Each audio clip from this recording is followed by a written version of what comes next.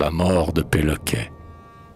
Il existait donc sous l'Empire un certain nommé Péloquet, assez artiste, ivrogne pire, et pâle convive au banquet.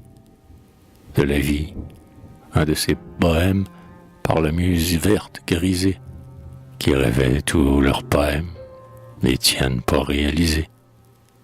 La fâcheuse paralysie le cloua jeune sur son lit, et finalement l'aphasie, pour ainsi dire l'abolit, sans qu'il renonçât à son vice, tant qu'il n'eut plus, au bout d'un laps, qu'une syllabe à son service. Cette syllabe était abs, abs. Quelle était sa signifiance? Voulait-il exprimer par là qu'il avait parfois une absence? On s'en fût douté sans cela.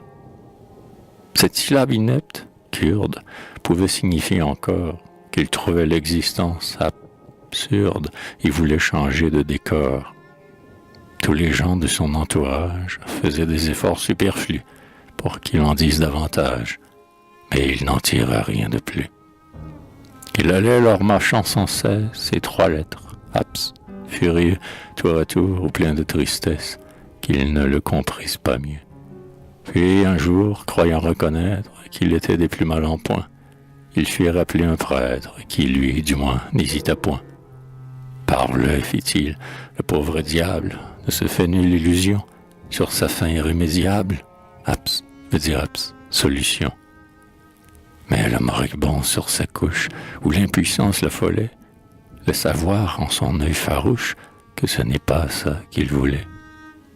Un ami, sur ces entrefaites, s'écria d'un air inspiré.